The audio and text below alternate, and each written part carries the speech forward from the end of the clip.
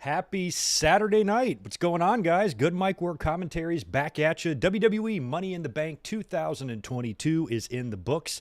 And I got to say, WWE came through on back-to-back shows that felt a little bit underwhelming. Hell in the Cell kind of had the same vibe as Money in the Bank, just with it being moved out of Allegiant Stadium. No Roman on the show. A little bit underwhelming overall, but still, WWE managed to pull out a good show tonight. A couple of interesting, to say the least, Money in the Bank winners. We're going to talk about all of that. I think the show started off on a really fun note with the Liv Morgan victory, and we had a great tag team match on there. The women's matches weren't even half bad.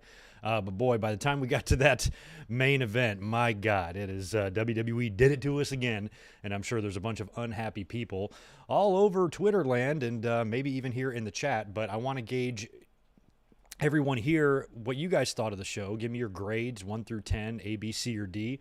Did you wind up liking it? There was definitely a lot to like on the show, a little bit not to like. Only 6 matches on the card. I was 3 for 3 in my predictions. The only matches I got right were the 2 women's championship matches, although I didn't call the cash-in, and the tag team match. I think everything else I got wrong.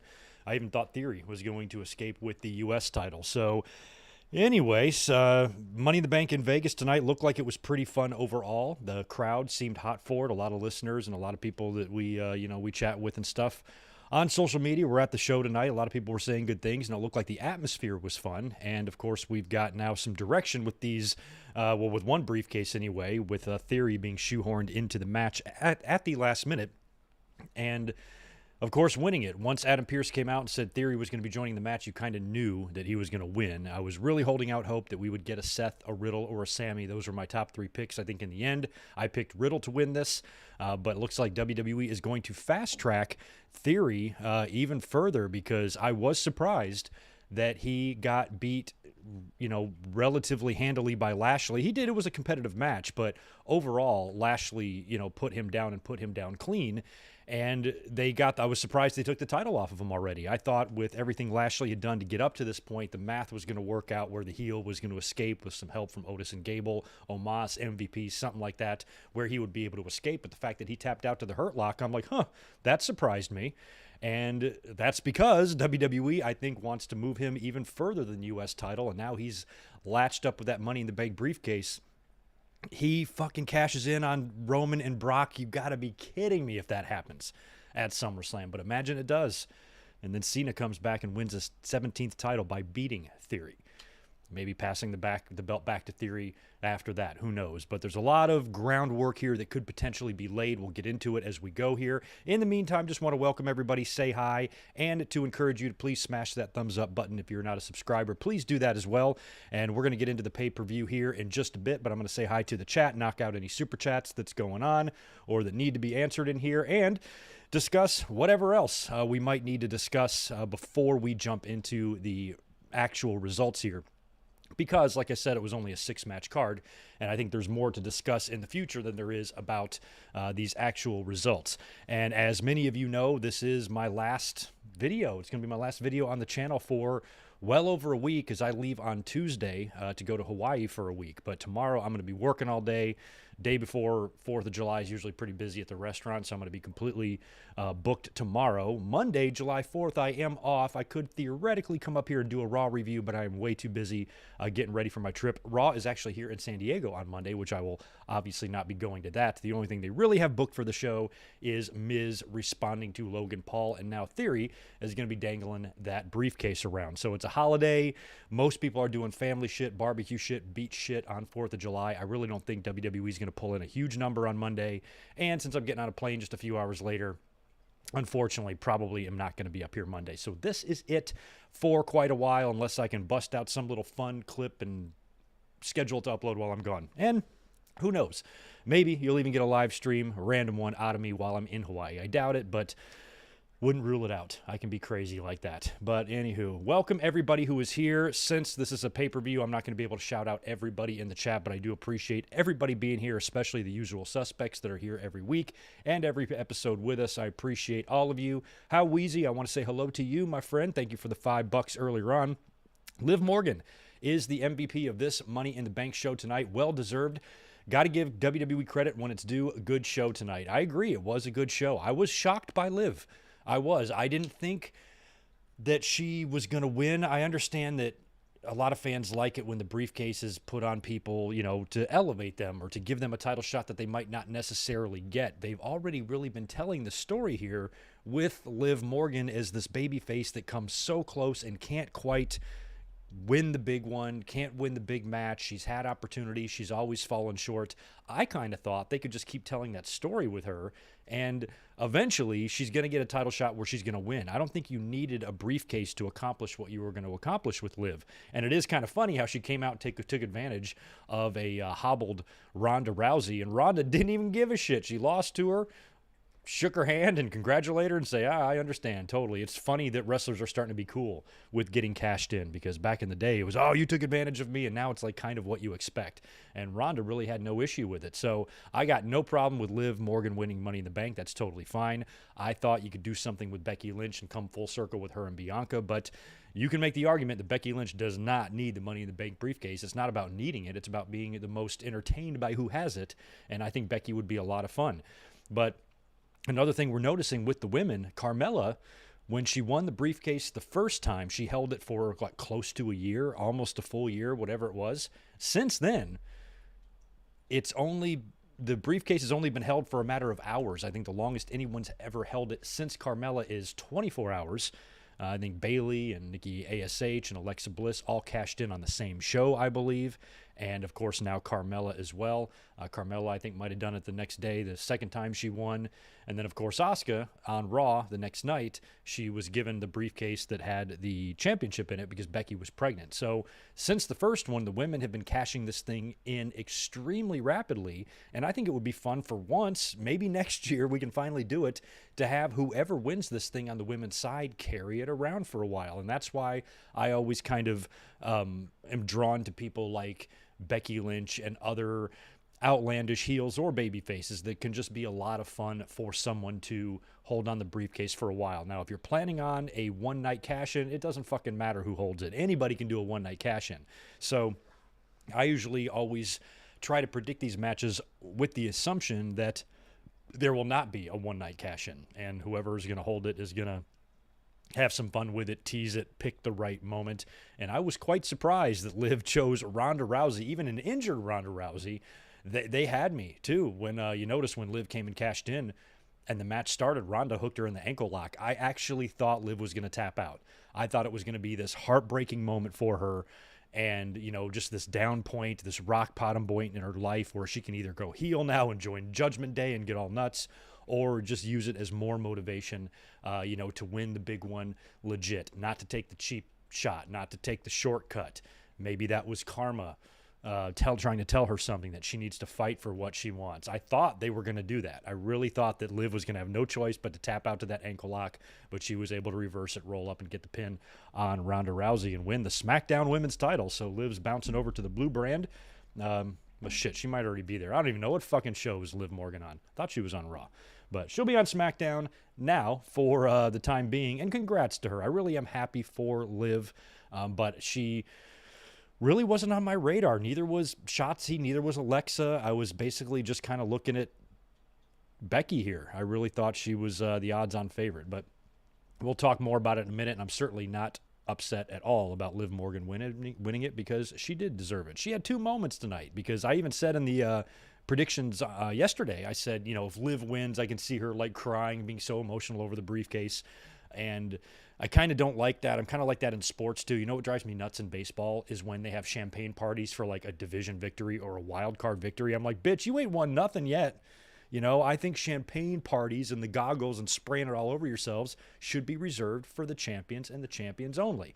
And it kind of got out of hand, especially in baseball, when you're having these teams that are like, oh, we just barely got in the playoffs. Champagne, what the fuck? So I was worried that Liv Morgan would be a little bit too emotional just by winning the briefcase. I'm like, girl, all you've won is a shot.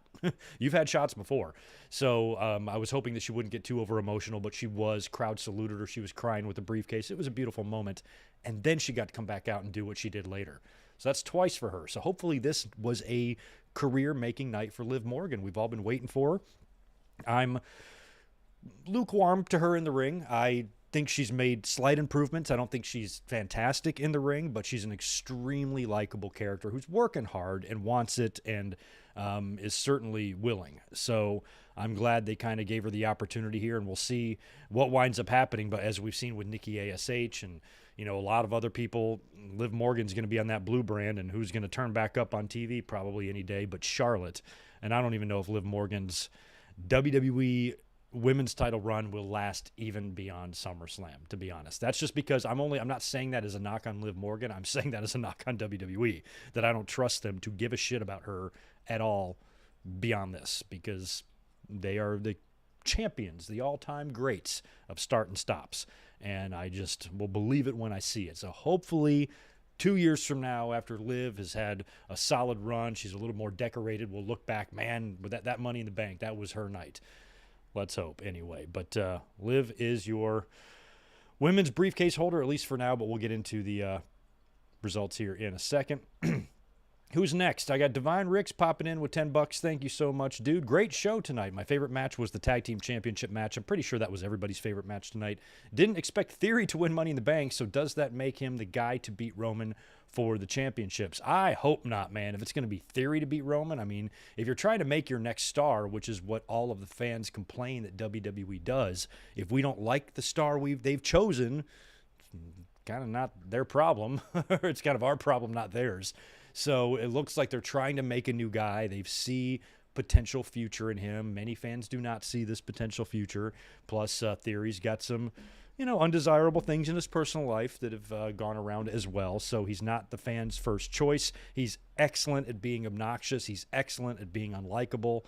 And WWE is going to put him in our faces, and I hope we're ready for that, because the fans complain that WWE hasn't made any new stars, and so they've just decided to make one here. So we will see. If he does wind up beating Roman, that would be some shit. He'd be the last guy I would have thought of a few months ago as the guy to beat Roman. Just the idea of that was laughable. But if you notice, Theory did give Lashley a little bit of a competitive match. I mean, it was not a complete squash like I kind of was hoping and thought it would be. Theory put up a pretty decent fight against Lashley, even though he lost in the end. So WWE might be looking to do that, and Roman losing to him would just be crazy. As of now, Cena isn't advertised for SummerSlam. I'm still holding out hope that he's going to be there. I think it's weird for him not to be there. Like I said the other night, it feels like the card needs his name. Tomas Aridia, thank you very much as well. Welcome back. Appreciate the $5 from you. If you're mad Theory won, then he's doing this job very well. Theory has a genuine heat, and I think that's awesome. Yeah, fans don't like him. He does get heat from the audience. He's naturally unlikable anyway, but I did, that's the thing about Theory, is that I thought he was pretty funny when he was in The Way in NXT. I was like, oh, okay, he's got some ability. Like, he was being around the Garganos and Indy Hartwell and stuff and all that shit. He was funny in that, and I thought that he could have potential. WWE must have seen way more potential in him than the rest of us did, because now it seems like he is on the fast track to something here, and even commentary tonight made mention that Mr. McMahon must have had something to do with Theory's entrant into the match. So, yeah, that's what WWE wants. They want a guy that can generate a reaction. I spent nearly a decade on this channel trying to explain that about John Cena. I'm like, don't you understand how unique he is? Because we've never, many, I guess fans are just not old enough to know this, but we haven't had wrestlers in the past that were like that, to where you really had like a 60-40 or 50-50% split in the audience, but you had a 100% reaction from the audience. And even the most over guys, only the most over guys get that type of audience reaction. So the fact that Cena had every person on their feet reacting to him, good or bad, to me was something that we hadn't really seen before. So, Theory, if he's going to draw that type of heat from the audience, and they are just going to love to get on his case, WWE likes that type of stuff. They'll flaunt it in our face. And we'll have to see how long Theory then hangs on to the briefcase. I can't imagine Theory even wanting to have anything to do with Brock Lesnar and Roman Reigns, even if they are killing each other. But man, WWE sure is telegraphing it, aren't they? They are really laying the groundwork here, having Brock and Roman be a last man standing match where you can do whatever the fuck you want and you can fuck each other up good. You don't have to just be in the ring. You can be all over the arena. You can push the bitch off the balcony if you want, down the second floor onto the first floor, and then Theory can just come come out and drag him in the ring and pin him. So, or add himself to the match. And maybe Theory can do the same scenario that I laid out for Seth Rollins, because I thought that would be hilarious if Rollins cashed in after a mega spot at SummerSlam between Roman and Brock, where they are just both annihilated. And before the referee is about to start counting to 10, Seth comes in, cashes in the briefcase, and just dances and laughs and does nothing while the ref counts to 10. You can do the same thing with Austin Theory. You can do the exact same thing. You talk about heat, the heat that he's already getting and he already has. Have him win the undisputed title, beating Roman and Brock without lifting a goddamn finger. Whew. That might even be better than Seth Rollins. I mean, if you're looking to generate as much anger and heat from the audience as possible, that might be something you want to do. So I think Theory, I think it would be fun for somebody to hold the briefcase for a while, you know, just to keep it for a few months or whatever. But, man, they've really set themselves up with a big opportunity at SummerSlam, and I'm really worried now. I'm glad I'm not going to Nashville. I hope it rains. I hope it rains at SummerSlam. My God. WWE has set us up for a nightmare scenario, an absolute nightmare scenario. Who is next here? Good to see all these names. Good to see the Davids and the Michaels and the Richards, Vash, Zane G's and Rodrigos and Yachiros and Big J's, Kalen Financial, Truth, Sonic Plays, Dante J, Alechi. All you guys are the best. Thank you for being here. A lot of B's. I can live with B. I will probably go B, or I will go, you guys are giving it 8s and B's, C+, 6, B, B+, 7 out of 10. I'm going to go just B. I'm not going to go B+. I should give it an F for Theory, but I'm going to try to be as impartial as possible. I'm going to go B. I'm going to go 7.5 out of 10 on the show tonight for WWE. It was definitely very good. I want to just make sure I'm not skipping any super chats. I think Divine, you are next, or not Divine, Deshaun. Appreciate you coming back, my friend. Good to see you. Thanks for the $5. Bum-ass Corbin. Attack McAfee. When the show went off the air, I sent you a video. I'm not mad at Liv and Theory winning. Briefcase pushing new talent.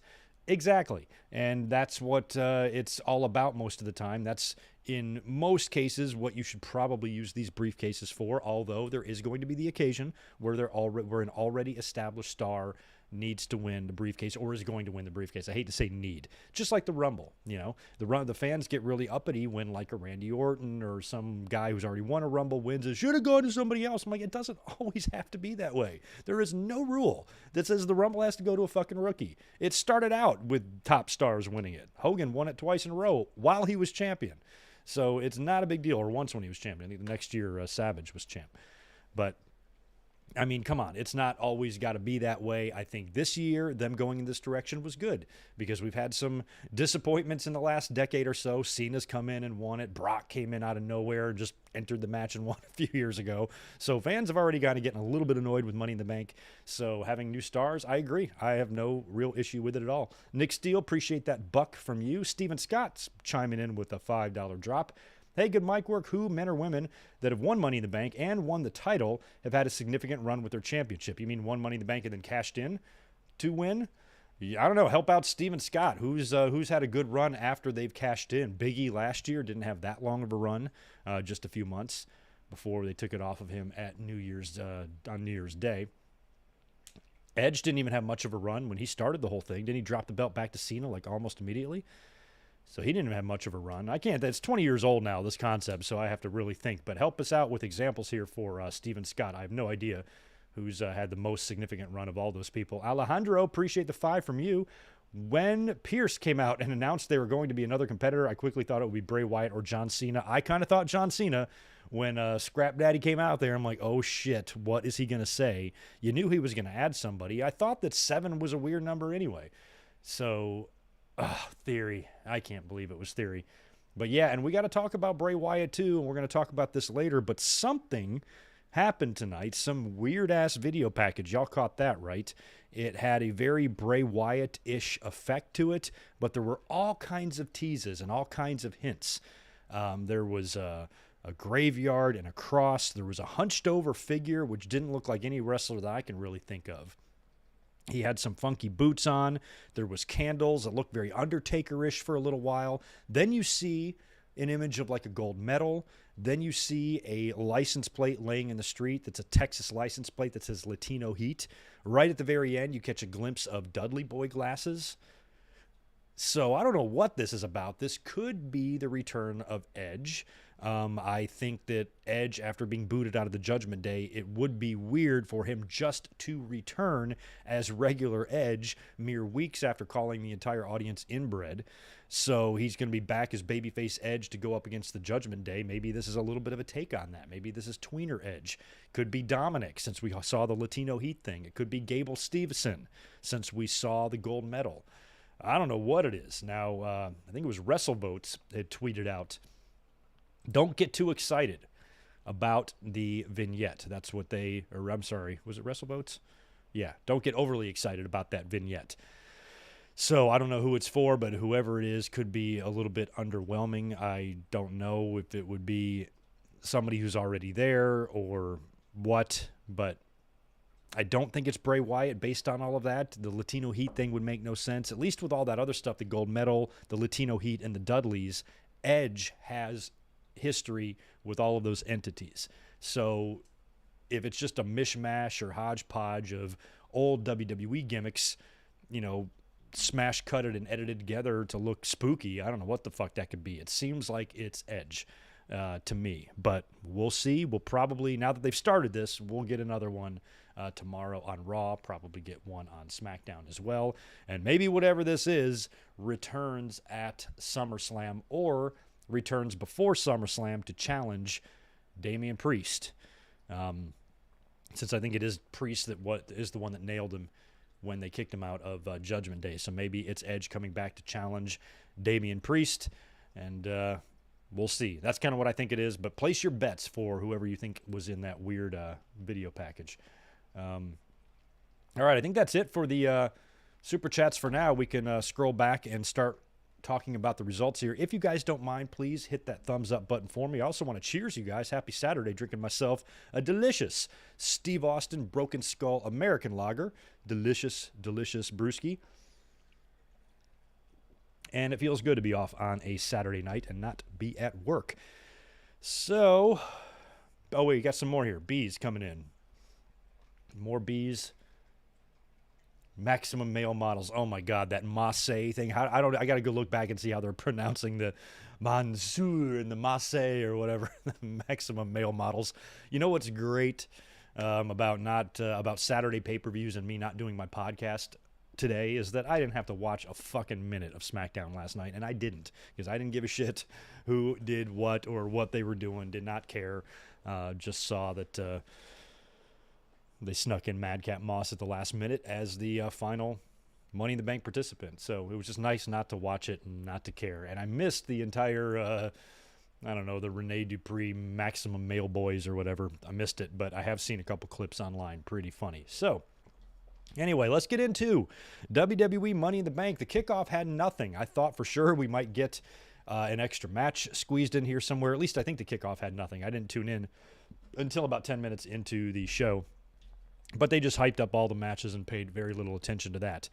As expected, the main card was bookended by the two Money in the Bank matches, so we figured the women would open up the show, the men would close because there is no WWE title match on the show, so for the men, so they can go on last, and if you do the women's match, you can tease at least one cash-in depending on where the women's matches fall. But since we were opening with the women's Money in the Bank, that means that the winner here had the chance twice later on to potentially cash in. And, of course, this match was Becky Lynch taking on Raquel, taking on Shotzi.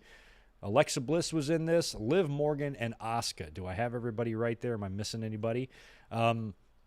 Started out a little clunky. I was a little worried. Raquel attempted kind of like a deadlift of the ladder with Alexa and Liv Morgan on either side, and she struggled to do that a little bit. They had the ladder set up, propped up in the corner. Shotzi was supposed to run up the ladder, Shelton Benjamin style, and she lost her footing and slipped right through.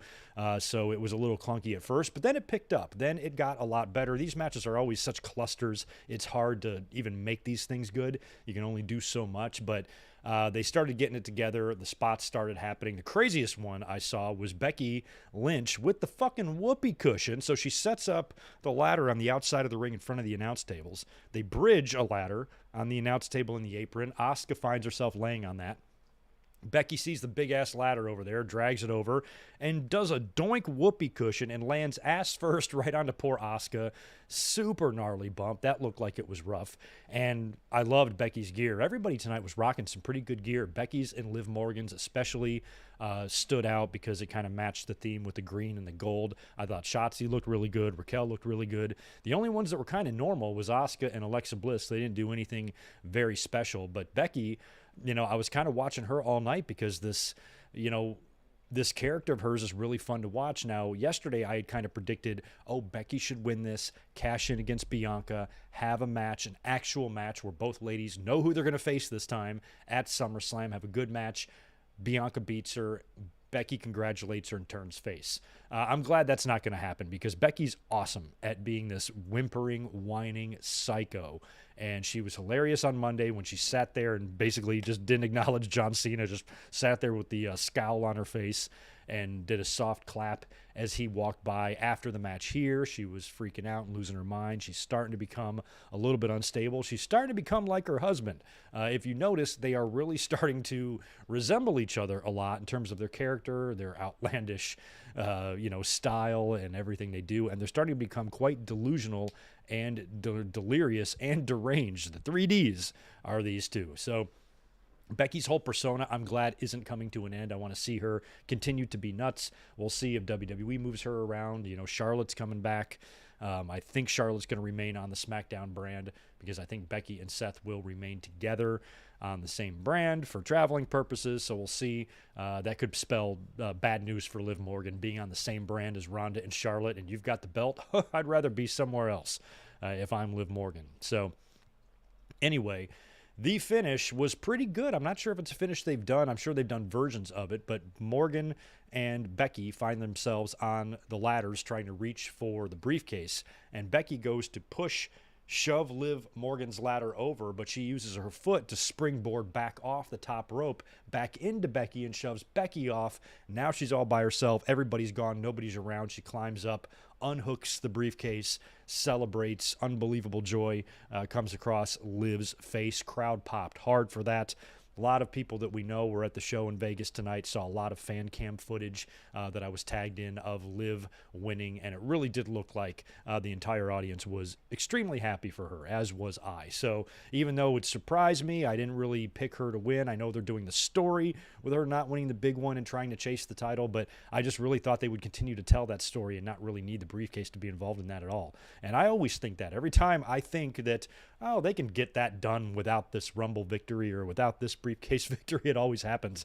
I say that all the time. I'm like, I don't know why so-and-so's got to win the Rumble. They can easily get a title shot without the fucking Rumble if they want. There's 2 title belts here, and every time I say that, I turn out to be wrong. So here we are again.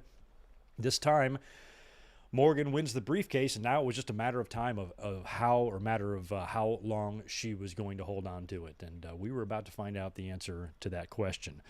Before we get into the next match, let me scroll over here back to the chat, knock out a couple more supers before we continue to go. Also, keep smashing that thumbs up button for me, if you don't mind. Just want to do a little bit of a refresh here. There we go.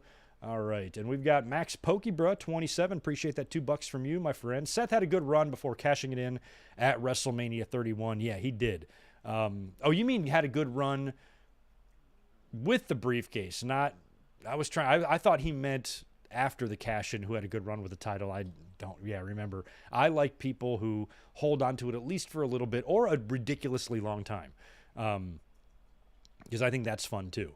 Because Edge and Carmella, both, right? The Edge, the first one, he held it for a long time, just like Carmella did. So those are a lot of fun because they can just tease you for a fucking year. Michael is back. Appreciate the 5 from you. Thank you, dude. Theory's got until September 15th to become the youngest WWE champion. Okay. Oh, that is a very interesting stat. Oh, man, that is very scary, Michael. I'm saving this. I might want to tweet it. Michael might be onto something, guys. Well, do they want to take that away, though? Actually, that might not be an absolute. He's got until September 15th to become the champion. But that's an accolade that currently belongs to Brock and Randy Orton, both of which are in good graces with the company. So maybe they're not interested in taking that accolade away from them, but maybe they are. So that, if that's WWE's intent and they want to make Theory the youngest WWE champion in company history, SummerSlam is where that's going to happen. Or Castlevania. When's Castlevania? That's early September, right? Or is that late September? So Castlevania is before September 15th. Then you could do it there for the fans over there to see a WWE title change. Every time they get one, they react pretty strongly to it. Or if it's after that, then SummerSlam will have to be the place. Roman and Brock. Holy shit, man. Didn't even think about that. Spaz is here. Spaz in the house. Appreciate that. Very generous. $20 drop there. Go check out Spaz Phoenix's YouTube channel. He's got good stuff over there. And NXT and AEW covers a little bit more than I do. You can even hear Impact shit over there. So go check out Spaz. Sup, Greg? Cat in the chat. Happy Canada Day to my countrymen yesterday, and forth to my American friends on Monday. Let's all be proud of where we're from again. WWE did exactly 3 things right tonight. 1 was Theory. The other 2 were Liv. Yeah, Theory was probably the right thing. It's just hard to swallow. You know what I mean? I get it. I know it's fine. It's fine. No problem. I've been watching long enough. The shit like this isn't going to bother me. But that kid's such a prick. You know what I mean? So he's a good prick. That's what wrestling needs. Wrestling was built on pricks. So keep the pricks flowing as far as I'm concerned. But it is hard to have to appreciate and acknowledge the talent of somebody that you fucking hate. You know what I mean? But that's Theory. And yeah, happy Canada Day. That was yesterday on July 1st. We got the 4th coming up to, when the fuck is that? Monday. Yeah, and I ain't going to be celebrating. I don't really deck myself out in red, white, and blue, and I don't want to blow my thumb off with any fireworks. So on Monday, I'm going to be running errands, packing for my Hawaii trip. And if I think about it, I might remember that it's America's birthday. But America is not my favorite person right now. So they're going to get a lump of coal for their birthday this year. And wait, that's Christmas. You get lump of coals. What do you get if you suck on your birthday? A lump of shit. That's what you're getting from me, USA. Yeah, early September is the Castlevania pay-per-view. Okay, so that's, and yes, it is called Castlevania. That's what we call it here in case you're confused. But yeah, if that falls before September 15th, motherfucker, this kid, I can't do it, y'all. I said on Twitter, if he wins the title, I'm going to build a doomsday bunker and just live in it. Y'all never see me again. I don't think I can stream from underground. I can try.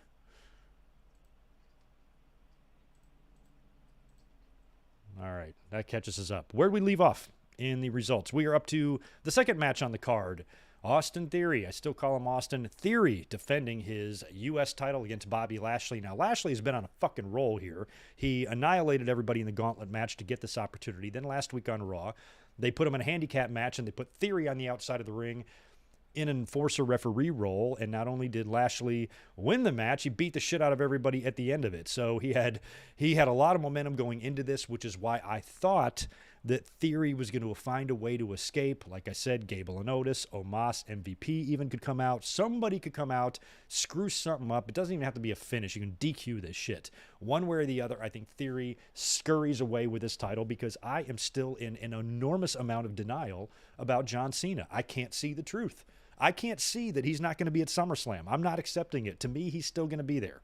So I was expecting Theory to escape, talk some smack, and then Cena comes out in a couple of weeks or does a video challenge or something like that, challenges him for SummerSlam, and we get a Theory and Cena match done to help boost up those ticket sales last minute. I still feel like we could get that. But then again, you do have Brock on the card. You're bringing in Logan Paul, and they might be able to build it enough without Cena, but you're in a stadium and fuck. So I still just am having a hard time accepting reality with the John Cena stuff, and I'm still expecting to see him be added to the SummerSlam card. We will find out if I'm right. I don't care if he's advertised or not. I feel like he should come in and do something, but maybe he will not. This match was pretty competitive, I got to say. I thought it was going to be Lashley toying with Theory the whole time. I mean, he did toy with him plenty. did kick his ass plenty during the match, beating him up on the outside, posted him a few times, and Theory was getting bounced around hard in there, but he did have a, I guess, substantial amount of offense, and he did have Lashley down a couple of times and even had him down for a near fall at one point, which kind of surprised me. But in the end, after, had to be a match that went at least 10 minutes, Lashley was able to tap him out with the Hurt Lock. Tremendous ovation. Great to see Lashley win the United States title back. Last time he did this, if you remember, he was booked very strong. He was booked strong on the way to the title, and then his run was equally as strong. That title was protected. Lashley was protected until they got him to the world title.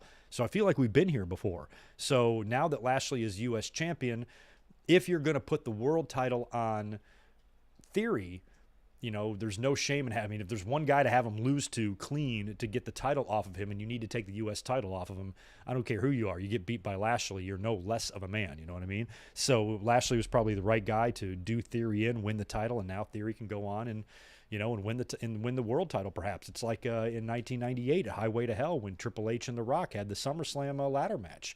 And Triple H beat him for the title because they needed to get the title off of Rock, because he was going to be winning the big one. So, they had him lose to one of his rivals or a big-time star. So he could go on to do his next thing. So I feel like there's some similarities there with Theory. But Lashley now back as U.S. champion, I guess, is good because Roman has got both belts right now, and he's holding them hostage. Doesn't do Lashley any good when there's no belts around to contend for, so putting him back with the U.S. title, I think is good, and that's going to be really tough to get that title off of him. And I just pray that Omos is not a future U.S. champion. You got to think he's going to have, Lashley that is going to have some sort of a match, I would hope, at SummerSlam for this belt, and I hope it's a good one. I hope he has a healthy run. I like Lashley. I like him a lot, and I don't want him to not win the world title again either. I hope he has one more run on top before his career is over as well. After that, we had the Raw Women's title on the line. Bianca Belair in a huge uphill battle against the superiorly strong and much more talented Carmella. Bianca was in a world of shit here. I was scared to death that she would not be able to pull off this upset and beat Carmella. Everybody likes Bianca. We want to see her succeed, but how good can you, how much offense can you really have against, a juggernaut like Carmella? So I was worried that Bianca was just going to get squashed here, but she pulled off the miracle somehow and was able to beat Carmella, actually got her up for the KOD and hit her with her finish and pinned her to retain the title. Praise Jesus, because this one was so hard to figure out. Yeah, I'm kidding. Obviously, we knew Bianca Belair was going to win this. This match actually wasn't half bad. It was a completely predictable match. There was no way at all that, Carmella was going to win this match. I was cracking up listening to Corey Graves on commentary because he was talking about all of these celebration plans he has planned for him and Carmella tonight as they celebrate her victory. And as she got beat like we all knew she would, after the match, Corey goes, "What am I supposed to do with a case of Dom Perignon?" Well, Corey, I promise you, if you drink an entire case of Dom Perignon, the one thing you will not be doing is Carmella, because you will be drunk and passed out. So he's got all that Dom. Keep it, dude. Keep it. Send it home. Ship it home. Put it in your fridge. Bust out a bottle a night. Dump it all over Carmella's naked body, like y'all like to do. You can find use for it. It's not the end of the world. You can find use for your Dom. I promise you. I promise you. And besides, Dom sucks. Get Veuve Clicquot or Perrier Jouet. It's much better. After the match, I like the tease here. I do like the tease. Carmella attacked Bianca after her win. And I was like, don't do it, Liv. Don't do it. And I was saying that out loud. I'm like, don't do it. Hang on to the briefcase. I don't want a one-night cash-in here. And cashing in on Bianca, that would suck. I like Bianca. I don't want her to lose the title. But it was just a tease. Carmella attacked her, retreated. But I don't think it was really enough to weaken Bianca to the point where Liv would try to come cash in on her. After that, we had some Logan Paul and Miz hype. We showed the replay of him signing his WWE contract and also the clip where he responded to the Miz when Miz said on Monday that they were back to being partners again, and it was a teaching moment for Logan Paul at WrestleMania, and that they are going to become the greatest tag team in the world, or whatever the fuck he said. And then Logan Paul's like, I don't want anything to do with you. You're a shithead. You're my enemy now, and I'm coming for you, and I'm going to beat you at SummerSlam. So obviously we're going to get this match at SummerSlam. The Miz is supposed to respond to Logan Paul on Monday back in San Diego here, which I will not be at the show. Last time they were here in San Diego was also after a Vegas pay-per-view last year after SummerSlam, and Logan Paul was on that show too, doing something with The Miz, I believe, and he got booed out of the fucking building. So now he's going to try to be like a babyface in this. I suppose we will see, and I'm sure Miz will do some great mic work on Monday to try to get Logan over as a babyface and be as assholey and as douchey as possible. That's going to be his instructions and his marching orders on Monday, is to make the fans hate you so bad that anybody kicking your ass is going to be enjoyable to watch, even if that person is Logan Paul. So it's going to be tough to get this kid as a babyface right off the bat. I was impressed with him at WrestleMania. He looked the part, seemed to take it seriously, looks like a wrestler, has got the attitude and the persona and the personality for one, fits right into wrestling. I have no issue with his signing, and we're going to get Logan and The Miz at SummerSlam, and I do think it's funny that Logan gets the holiday off. Miz has got to work on Monday. He's got to go cut a promo to try to put this match over. Well, Paul is probably going to be chilling in his mansion, sipping margaritas with a tahini rim at his pool. I need to find out where he lives so I can go join him. Oh, my God, what a fake out next after this. So after this, you cut backstage and you see like Alexa Bliss. And as soon as I saw her, I noticed that she looked very good considering she just had a fucking match and a Money in the Bank match. And I'm like, well, this might be a pre-tape because she's in full makeup here. But she's kind of walking into her locker room or her dressing room, and Lily is sitting there, and there's all this shit strewn all over. And she's like, Lily, what the fuck? What did you do? And then it turned out to be a credit card commercial for Credit One, WWE's partnership with them. And she's like, oh, you bought me shit with your credit card or whatever. The collective groan you could hear on in the crowd on TV is when they realized it was just a credit card commercial. And like, fuck. I thought they were going to do a segment with Lily, and they were doing something interesting with Alexa Bliss, maybe putting her in a storyline or bringing back some of the creepy side of her, or maybe teasing something with Bray Wyatt. My wheels were spinning. I was like, oh, this could be anything. Who knows what it's going to be? Hopefully it's something good. And then she pulls out that credit card. I'm like, you motherfuckers. So I think everybody in the crowd echoed those of us at home and said that sucked. But you know what didn't suck? The next match. Usos defending their unified tag team championships against the Street Profits in one of the best tag team matches of the year. And we've been getting a lot of great tag team matches in AEW lately. This one is a match that you got to give these guys extra credit, sort of. I mean, they're used to working with each other. They've literally worked 10,000 times, but that's also the beauty of it. We've seen this match so many fucking times that it's like the New Day and the Usos. It's like the same thing. We've seen so many different versions of these three teams facing each other. For them to keep the fans on the edge of their seat for the entire match the way they did, and have so many amazingly close near falls, about as close of near falls as you can physically have in the known universe without fully going down to 3. I swear they had 4 of them at the end of this match. It was so good. So when you have a match that the audience has not only seen multiple times on pay-per-view, but multiple times on TV, we've also seen singles matches between these two teams, umpteenth fucking of them, with Jay against Dawkins, or Jimmy against Montez, or vice versa, or whatever. It never, ever ends. It's an endless cycle with these two teams. So the fact that they had such a great match here is why I love tag team wrestling, why I believe tag team wrestling should be a bigger deal in WWE than it is, because they have good teams that can do great shit. Usos and the New Day were the same thing. So I just wish the WWE would realize that there are other teams that can do this stuff. AEW does a great job with this, with FTR and the Bucks, and you got Penta and Phoenix, and a lot of great actual tag teams that are tag teams, and you have a division over there. And there's talk now of even All Out potentially having a tag team title match in the main event for all the titles between FTR and the Bucks. I'd be 100% on board with that, especially if CM Punk's not back yet. So it just makes me sad when I see that WWE there's teams that they can bring in that can have these type of matches. You don't have to have them in the locker room shaving their backs. they can be contenders for these championships, and you can build issues between these teams that's just not so repetitive and redundant and watered down with the same type of angles between the two. And then every week on TV, two guys from the team has to face each other, and then the next week they'll reverse it. It's just like the same shit. Actually do some stuff, because, you know, you got some great teams there. And if you're going to wind up splitting up the Street Profits, which commentary kind of leaned into tonight, they even acknowledged the rumors that the Street Profits are not getting along. So there has been talks of splitting them up, plus with all the muscle mass that Montez has recently added, to his look and how stupidly athletic he is. The Street Profits have now been around for a few years. They even had that long run with the titles at some point, and they fell short yet here again.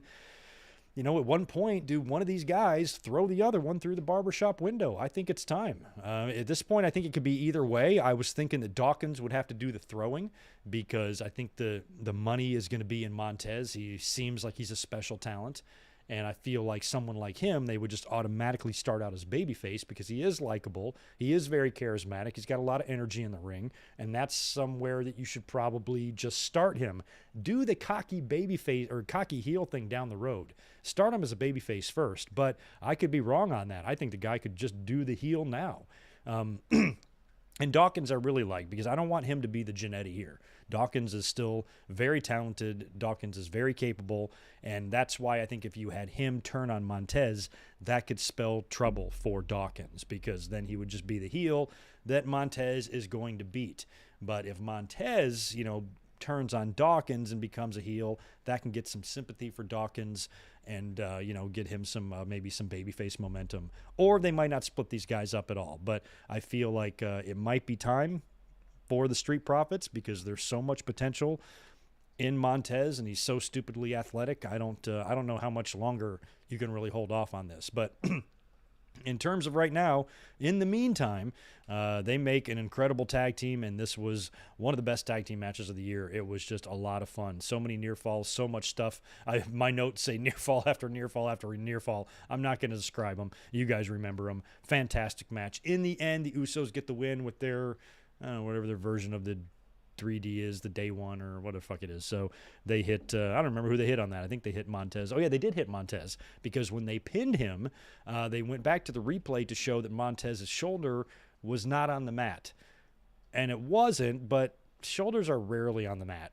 Like whenever it comes to these funny roll-ups and shit, most of the time there is like a shoulder up and they just don't bother to mention it. Now they seem to be making that a part of the story here, that he wasn't even really pinned. Both Street Profits were visibly frustrated after the match, not necessarily at each other, just at the situation, and left kind of angry at the end. So we will see on Monday if anything finally boils over here, or if there is any sort of split coming up in the future, because if there's not, what that means is we're just going to continue on the same old Street Profits matches and the same old Street Profits backstage segments and promos, and I think you can get more value out of them than that. We've seen that. We've done that. And don't let this team turn into the Viking Raiders, who are now, what are they, the vicious Viking Raiders? Ooh, they're the vicious Viking Raiders. Well, that changes everything. Because before they were just the Viking Raiders. Now they're vicious Viking Raiders. They've got some dark makeup now on their heels. Like that's going to matter. Is WWE, in the creative, wherever they sit, in the fucking urinal, when they're all sitting around there writing this stuff, do they think that this slight revamping of the Viking Raiders is going to do anything? No, because they don't treat any of these tag teams like they're worth a shit anyway. So I got a kick of out of the Viking Raiders re-debuting last night as heels, and they're vicious. Yeah, WWE, I'm not scared. Sorry to break it to you. After the great tag team matches, when we had, excuse me, is when we had that very weird looking video package that had a lot of WWE historical references in it. And I've only watched it twice, but the 3 big things, or the 4 or 5 big things I should say, that I took away from it was, there was crosses, there was candles, there was fire. We did see a figure that looked to be a little tall, almost looked like more like Darby Allin than anybody else, and also like hunched over. Did not look like Edge to me, but there was a figure there. He had walked over a license plate on the ground that was a Texas license plate that said Latino Heat on it. There was images of like a gold medal. And also I saw a pair of Dudley Boys glasses with the tape in the middle. So when you think about who it could be, who would reference all of those random things? Edge actually has history with Kurt Angle, with Eddie Guerrero, and of course with the Dudleys. I've seen some of that myself in person.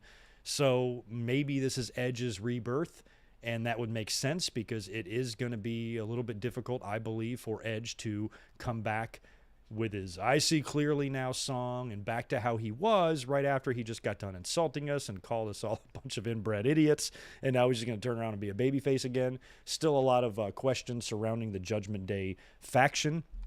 If this turns out to be Edge, this seems like it might be part of a larger plan, because the word on the street was some of the reports about Judgment Day, them kicking Edge out, was because WWE wanted Judgment Day to have a more supernatural thing or vibe to them, and Edge balked at that, so they kicked him out. I thought they would be a little bit more open to Edge's ideas than just to refuse and then just say, well, we're just going to boot you out of the group that's centered around you. I was skeptical of that. I was always skeptical that that was even really the case, or maybe they had decided to go in a different direction with them. So maybe when they decided to remove Edge from the group, they were going to take his character in another direction as well, keep it a little bit similar to the change that he went through as the leader of Judgment Day, but not go fully back to his old babyface ways either. So, excuse me, I'm not sick anymore, but I got a scratch in my throat. So it could very well turn out to be Edge, and I think at this point he's the only one that makes sense. Now, when you look at the gold medal, you got Gable Steveson. You look at the Latino Heat, you've got Dominic. Those would be the only two others, but man, what a weird gimmick for Gable Steveson. Are you kidding me? So what is he going to do? The Minnesota Monster? Grr. I'm very scared of you. I'm a very scary person. Dominic would just be weird if it was him. How bad did it suck that Rey Mysterio was not booked on tonight's show? Tonight is the first night that WWE has ever ran the MGM Grand, and the MGM Grand held the WCW Halloween Havoc shows for about 4 years in the late 90s, and one of those shows, I believe it was the 97 show, was that great cruiserweight match between Eddie and Rey Mysterio right in tonight's very building. It would have been cool to see Rey have a match here, or at least be in the Money in the Bank or something like that. But I suppose the vignette could also potentially be Bray Wyatt, but like I said, why all of that past WWE history? Edge is the only one that really has any history with any of that stuff, and you guys are welcome to let me know what else we saw in that. Like I said, I've only seen the vignette twice, so if we've noticed other little Easter eggs in there, please tell me what they are. Sean Ross Sapp has reported the vignettes are Edge, with the speculation can end. Okay, so we had it right. That makes the most sense, just like we've been saying. All right, well, Sean is saying it's Edge. Sean's probably right, and it makes sense. Oh, my God. Are they really there? There is a picture. Vince McMahon, Stephanie McMahon, Triple H, and Pat McAfee in a neck brace. Is that because he got attacked by Corbin? Our front row for UFC. So what do they do? Just hop right over in the car and just jet right over to where the fuck they are? That's right. They were going head-to-head with the UFC. That is pretty crazy. Wow. That's a pretty interesting picture. Unless it's fake. It could be fake.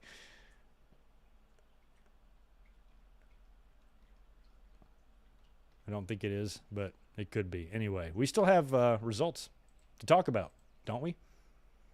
We do. All right, what is next? We had Ronda Rousey taking on Natalya. Like I said, this match was really very, very predictable, but at least the two attempted to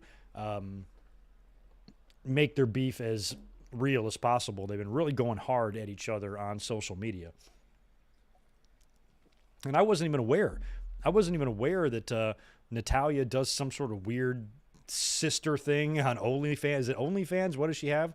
She does like photo shoots with her sister, and they're usually like in lingerie and stuff, and Ronda was giving her all sorts of shit for that, which I thought was funny. So it has been fun to watch the two of them beef a little bit online. Today is Bret Hart's birthday, however, so there was possible chance for a Natalya upset here to honor Bret, but in the end, there was not. It was an okay match. I was barely paying attention to it at all because this happened right after that weird vignette, and we're all chatting on Twitter about who the fuck was that. I didn't really care much about the match. In the end, Natalya tapped out to the armbar, but not before a few close calls there. At one point, Ronda had Natalya in the sharpshooter, and Ronda did like the Shawn Michaels pose, like the muscle pose, while she was putting Natalya in the sharpshooter on Bret Hart's birthday. Are you fucking kidding me, Ronda? Man, but Natalya was able to squirm out of that, and in the end, Ronda locked her in an armbar, and Natalya had no choice to tap out. But Ronda got a little dinged up, too. I guess she was selling the foot or selling the leg or something like that. She had an injured wheel. But to me, it didn't look like it was an injury that would prompt to cash in. Even after the match, I instinctively thought, oh, would Liv come out here? I'm like, no, probably not. She didn't come out after, and that's probably why WWE did the Carmella attack to throw us off, because Carmella, it was really smart when you think about it. That's exactly why they did it. They had the Carmella attack so we would think that Liv Morgan's coming out to cash in on Bianca. But when she didn't, they're like, okay, they must not have her planned to cash in tonight unless she cashes in on Ronda Rousey. And since Natalya didn't attack Ronda after the match or anything, she was a little banged up with the ankle. I did not think Liv was going to come out. And then her music plays, and I'm like, holy shit. I'm like, Liv, are you crazy? You're going to cash in on Ronda? And she does. And Ronda immediately locks her in the ankle lock. And I'm like, holy shit, it's going to happen. Here we go. We're actually going to see Liv Morgan lose. And I thought at first I was actually all for it. I'm like, you know what? I'm cool with that, because this will really be some serious character development for her when she's got this golden opportunity. She was on top of the world just an hour ago, makes a grave mistake by not cashing in at the right opportunity, and her entire world comes crashing down around her. You know, she might turn into Becky Lynch or something. I thought they might actually do that, but she was able to roll through it, cash in on Ronda's injured leg, roll her up, pin her, and win the SmackDown Women's title. Ronda got cashed in on, was it the match with, I want to say it was Alexa. Alexa cashed in on Ronda and Nia Jax, didn't she, like years ago? So it happens to Ronda again at the same pay-per-view, and Liv wins. She celebrates, and Ronda gets up and congratulates her, shakes her hand, hugs her, says, I'm proud of you. I was waiting for Ronda to nail her and just completely annihilate her, but she didn't. She was actually cool with it and understood and left the ring and allowed Liv Morgan to celebrate. So I'm surprised. I've always had this opinion of the Money in the Bank that if a heel or if a babyface cashes it in, you know, it should be, you know, just depending on the situation, but it shouldn't be in completely a heel way where they can take advantages of an unconscious person. That's why I thought that Cody winning the Money in the Bank wasn't that likely, or if he did win Money in the Bank, Cody's the type of guy that would call it. But maybe not. Maybe Cody would just come out there and cash in, and then he can still have the dusty celebration even though he won the title in a cheap way. I just thought that's what they would usually do with baby faces. But Liv got her moment here. She beat Ronda for the title, and now she's finally won a championship in WWE. They said it was her first championship in sports entertainment. That's what Michael Cole said, or whoever the hell said it, and it made me want to vomit. So Liv is champion now. Good for her. And that leaves us with the men's Money in the Bank match. This is Drew McIntyre taking on Sheamus, Omos, Madcap Moss, Seth Rollins, Riddle, and Sami Zayn. Everybody comes out and makes their entrances. Adam Pearce then hits the entranceway. He comes out to the aisleway and announces, and as soon as he came out, you're like, oh shit. You knew he was going to add somebody. I was thinking it might be Brock or something again, or Roman. Roman's going to come in and win the briefcase and cash in on himself. I really thought it could be like Roman or Brock or Cena or somebody just ridiculous. But I should have seen it coming. Turns out to be Theory. A few people did tweet out after Theory lost the U.S. title, do you think they could add him to the match? And sure enough, they did. And since he was added, that, you know, essentially in a lot of ways spoiled the outcome. I was really expecting him to win once he was added to the match. But there was still hope that my pick of Riddle could come true, my pitch for Seth Rollins, pitch for Sami Zayn, any of that stuff could still potentially happen. But since Theory was in the match, that was pretty much a given that he was going to be taking this one. So match gets underway. Omos is one interesting person in this match because we were all wondering how he was going to be neutralized. We talked about it yesterday in the predictions that they're probably just going to have to do something to him. I suggested maybe if he screwed over Bobby Lashley earlier, that Lashley would come out in the match and get rid of him or something. But they wound up burying him under a bunch of ladders on the outside of the ring, which I didn't like. Now, later, Omos would do something incredible, but this one instance of them trying to get rid of Omos was so dumb because they basically had him in the entranceway, and it was cool to see all of them go grab ladders and chuck them on the pile of ladders. But it's ladders. It's either aluminum or wooden ladders painted. Either way, as somebody as big as Omos would have no trouble getting out from underneath those ladders. It's not rubble. It's not bricks. It's not concrete. It's fucking ladders. My grandma, with a little bit of effort, could climb out from under those ladders in probably about 30 seconds. So Omos should be able to do it in about 1 second. So he was down there for a while selling, being buried under ladders that he could easily get out of if he wanted to. I found that to be pretty funny. Later on, Sami Zayn would take a pretty tough-looking powerbomb. I don't even know who gave it to him. I think it might have been McIntyre. Pretty tough powerbomb onto a ladder that was kind of bridged on the ropes. Kind of hit his head pretty hard, slumped down over. Referees were checking on him instantly. Also got a nice floating bro onto everyone. Riddle sets up the ladder in the ring and executes a floating bro right off the top, lands on everyone. And then the bump after that was the best one. They basically took Omos on the outside of the ring.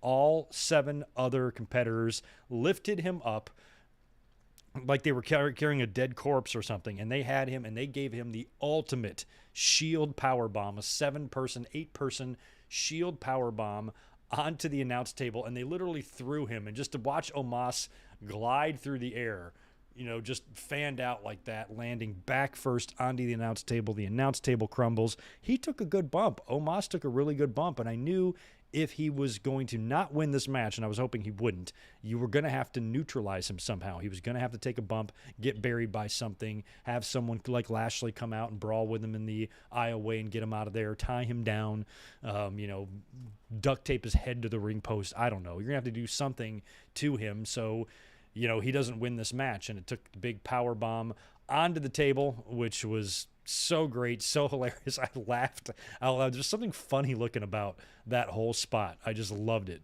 Biggest bump Omos has taken so far, and the crowd popped for it. It was probably a trip to see that happen live. We would get a Butch appearance, and my God, the fucking Brawling Brutes is just the dumbest name. Butch shows up to try to stop Drew McIntyre, but Drew McIntyre disposes of him. Sami Zayn comes awfully close, and WWE does a good job these days of when somebody gets up to the top of the ladder and they come close to the briefcase, the camera will just cut them off, so you don't see what's going on under him. So as far as you know, they're the only ones up there, but whenever the camera doesn't have the wide shot and you can't tell if they're alone up there, you know someone's coming up. But they did have me briefly convinced that Sami was going to win because he was up there sitting up there and even prematurely celebrating before he actually unhooked the briefcase, and then he wasn't able to do it. I think it was Madcap that got him off of there or something. And Sami has already been on record saying that if he were to win the briefcase, that he would just sit on it and Roman would be in no danger. We kind of knew that Roman would probably be able to control him and manipulate him. And I'll tell you what, sitting on the briefcase is much more PG than what Big E was doing with the briefcase last year and some of that live event footage. If you've ever checked some of that out, you should. Some X-rated shit right there. But I thought that was going to be it. I thought he was going to win the briefcase, and I started to get happy. I'm like, I can live with Sami, anybody but Theory. I was like, Sami's sweet. But he, of course, falls short. And Madcap takes a pretty nasty fall and a stomp from Seth Rollins right after that. And in probably one of the best RKOs ever, we get Rollins and Riddle on top of 2 ladders, jockeying for the briefcase, trying to get it. And Riddle nails Seth Rollins with an amazing-looking RKO from the top of the ladder, and they just floated all the way down. I don't know where it ranks in the best RKOs. It's up there. Seth is used to taking great RKOs. He took one of the best ones ever at WrestleMania 31. But I'd have to go back and look at the match. I'm reminded of a match. It was WrestleMania 25, Matt and Jeff Hardy. It was a ladder match, I think, right? And I'm pretty sure there was a big twist of fate spot from the top. I don't know if this RKO is better than that twist of fate. It might be close. The nod might have to go to the Hardys on that one. But either way, it was an incredible spot. And Seth ate that RKO hard. The ending sucked. The ending pissed me off because, of course, Theory is in this match, and you kind of throughout the match briefly forgot about him a couple of times. And when Seth and Riddle were, fighting for the briefcase up top, I was just hoping it was going to be one of them. I'm like, okay, one of them knocks the other off and wins. I can live with that. But instead, you get Riddle and Theory up on the ladder now, and they're both trying to reach the briefcase. And so essentially it turns into basically a fist fight on top of the ladder. One guy's on each side. Explain to me how the hell Theory is beating Riddle in a fist fight, and he somehow gets the best of it. They're exchanging blows a little bit. I think he rams Riddle's head into the briefcase or maybe the top of the ladder, and Riddle falls. He gets the worst of the exchange. It should take Riddle all of 5 seconds to paintbrush this little shit and pie face him off.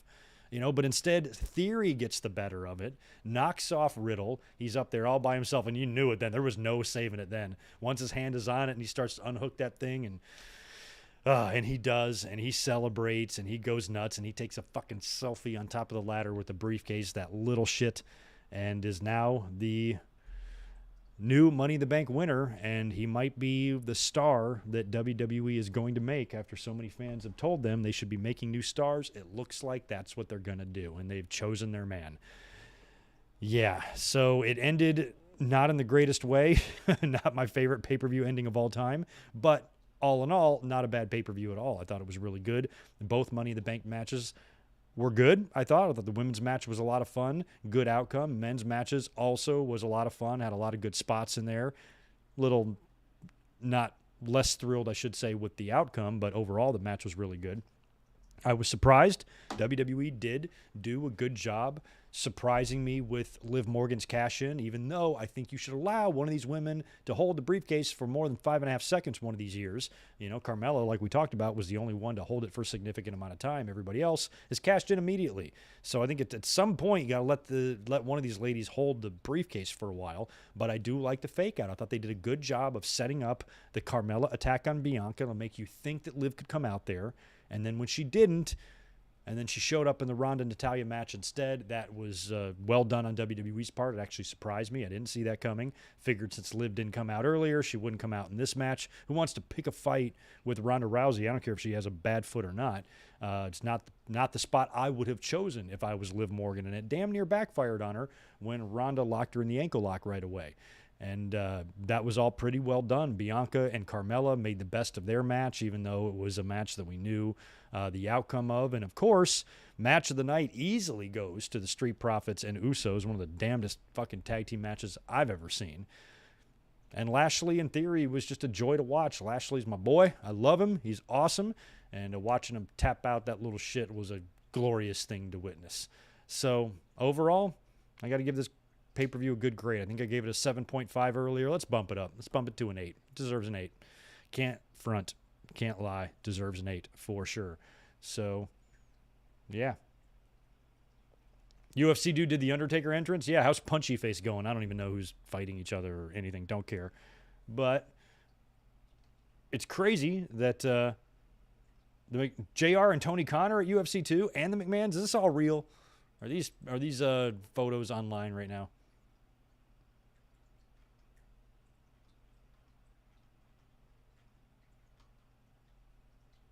Oh yeah, no, they're there. That's for real. Yeah, so the McMahons are there with Pat McAfee, who's drinking with his neck brace on, and apparently Tony Khan and JR are in the audience. I wonder if Vince and Tony Khan are going to go shake hands or something. That is awesome. I'm glad they're there. Maybe they'll all go out to dinner together, get fucking hammered. Vince and TK can just start drinking. Like, I got this great idea. Like I put on Twitter tonight, Forbidden Door 2, main event, Usos versus FTR, who by that point would have beaten the Bucks. They are now AEW Tag Team Champions, IWGP Tag Team Champions, AAA tags, Ring of Honor tags, and they challenge the Usos for all of the WWE tags. I think FTR and Usos should main event Forbidden Door 2 for all of the belts in the world, including all replicas and homemade cardboard ones.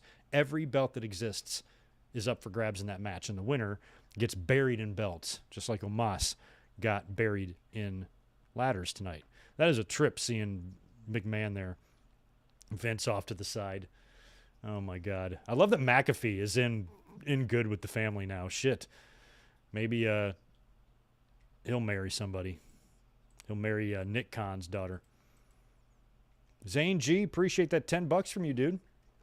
My lighting seems really dark. I don't mean for it to be. I don't know why. Appreciate the 10. What do you say with fans wanting Morgan to win and with it happening and her winning the briefcase? Now everyone gets what they want. They have Theory win.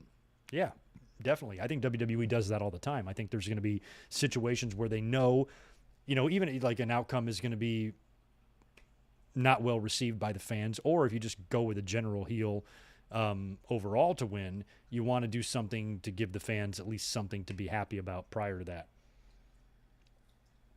Or something that you could look back on and say, that was still a fun show like we're doing. I'm giving it an 8. You guys are giving it all good grades, despite us throwing up at the thought of Theory actually winning this thing, which is still insane to think about. Josh Trapido, stage names are for porn stars. That's awesome.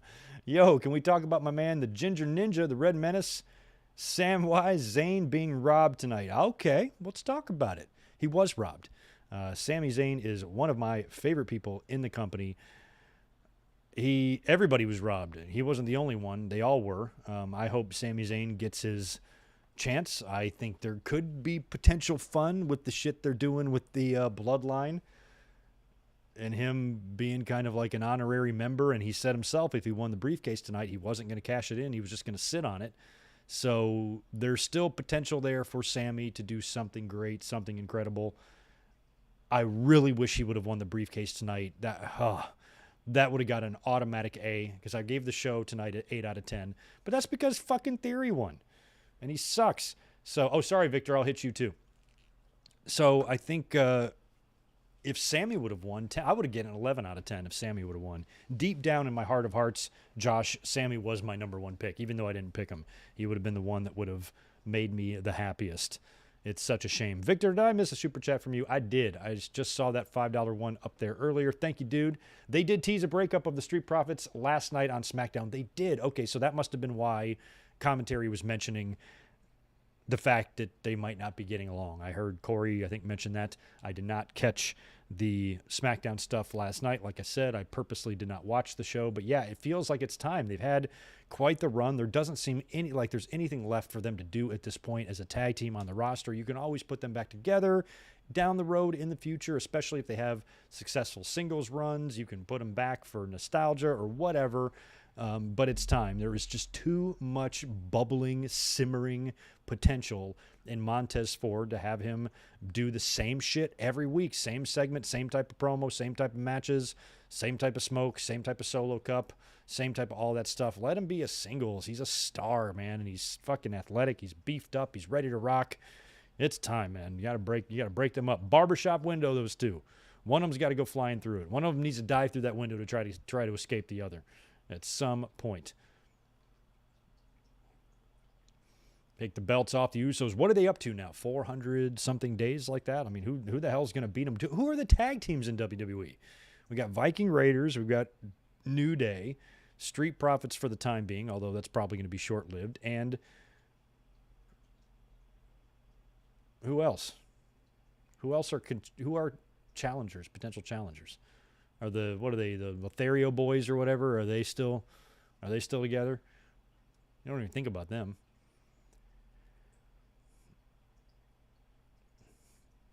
Oh, that's nice. You had one ready to light for Riddle, but he lost. So instead, toke up to pay respects. I understand totally.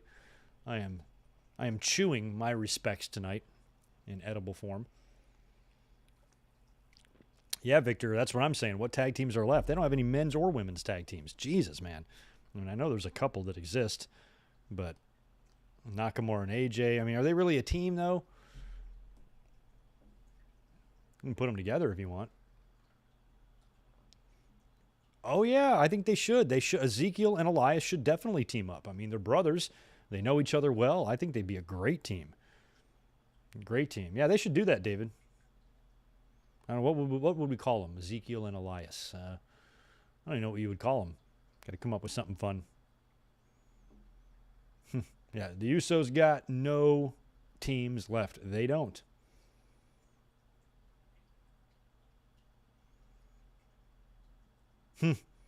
I like the name Ginger Ninja. The Ginger. The Ginger. That's what they should call him.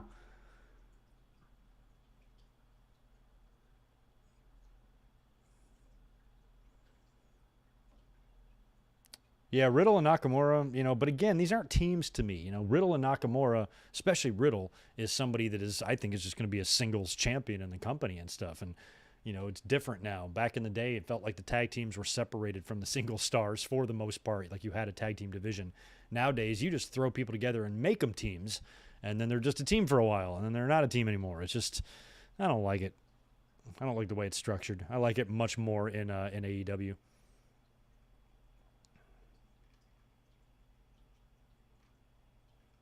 All right, well, I think that does it for all of the super chats. That does it for the notes, the results. Nothing else really on my plate, so I'm probably going to get out of here.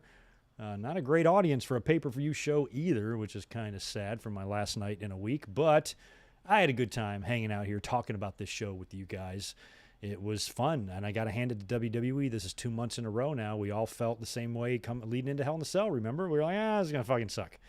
And it turned out to be pretty good. It really did. So a lot of the credit falls on the talent for that, especially the Usos and the Street Profits for giving us one, really memorable match. And the men and women came through on the Money in the Bank side of things. And like we talked about earlier, WWE did give the fans a bone. They knew they would enjoy Liv winning the briefcase and the cherry on top with Liv cashing in tonight, even though I think you're having way too many women cash in too quickly. That's something to counterbalance what they have planned later for Theory. So, I think you're going to see a lot of chatter online about the women cashing in so quickly. I don't think it's on purpose. I think that's just the way it's happened to be. And this year, I think, whoever brought that up is right and brings up a good point with the known finish that they're going to do. And that's going to probably send a good portion of the audience home unhappy. You give them some happiness to help balance it out. They probably decided to do the one-night cash-in for Liv for that very reason, because they could have easily had her cash in on Monday. Why did she have to cash in tonight? You think about it. Why couldn't she cash in 1 week from now? What's the difference? You do the same damn thing. You just have Ronda Rousey out on TV and she has a scuffle with somebody and she gets hurt and then Liv comes out and takes advantage of it. You can easily do it. You can write the same shit on another show. So for them to do it here tonight should have been a clue that we were going to be disappointed with the outcome. But I thought we could have just been disappointed because they were going to do Seth or something, and that wouldn't have disappointed me at all. I would have loved it if it was Seth Rollins. So, yeah, we should have seen that coming. Money in the Bank now is in the books. WWE's first show ever at the MGM, and now they head to Nashville for SummerSlam, which I have not checked lately on the ticket sales for this, how many seats they've sold so far, but I guess they're hinging everything on Brock and Roman. I still am holding out hope. Like I said, I am in extreme denial about John Cena. I just don't believe that he's not going to be there. I feel like something could happen 11th hour or last minute, or they could set something up next week or the week after. Yeah, I don't know, but I still think he needs to be a part of the show. We will find out. Well, I'm going to go ahead and get out of here. This is kind of a sad sign-off here because I don't know when I'm going to be back. I don't even come back from Hawaii until a week from this Tuesday. So it'll be 10 days from now. And likely, here's the shitty part, I usually do the AEW watch-alongs on Wednesdays. There's a pretty solid chance that as soon as I get home, I'm going to go right back to work, and I probably will not be off that first Wednesday. So I might just have to force my ass to come up here maybe on a Thursday afternoon or something after I get back, just to catch up and see what we missed on news. Otherwise, we're going to have one hell of a long winged eagle 2 weeks from tonight. I really want to try to get back to you guys quicker than that. And like I said, I might flip on my phone and record a little something from Hawaii. I did it once before. So maybe you will see me, especially if something happens. I could come up and do a little video. It's not going to be produced well, no overlay, no intro. It's just going to be me in a room or me at the beach or something like that, but we might do it. I think last time I was in Hawaii, they did the draft. I think I also left on a Tuesday or something, so I didn't have time to come up and do a review on it. And I did a draft review from my balcony. Just jotted down some casual notes and recorded a video and put it up on YouTube, like 10 minutes long. So you might hear from me because 2 weeks is a long time to not come up here and chat with you guys. But Greg is off to vacation. Unless there is no other supers coming in, I'm going to go ahead and get out of here. Make sure I don't miss anybody. Thank you very much, everyone. In the meantime, please shoot me a follow on Twitter. I will be tweeting some random things while I'm on vacation. No, I'm not going to do a whole Hawaii vlog because I go to Hawaii every couple of years with my family, and it's more of a family vacation time. If it was a wrestling trip, I would do more vlog stuff. Took a lot of footage when I was at Double or Nothing last month in Vegas for AEW. So this will be more relaxing, but follow me on Twitter. I'll be posting pictures and probably some videos, and you might even see my face pop up on YouTube. So don't rule it out. But if I don't see you, you guys have a great next 10 days. Thanks again for all your support. Thanks for being here. Thanks for all the well wishes on the vacation. And I guess I'll see you when I see you.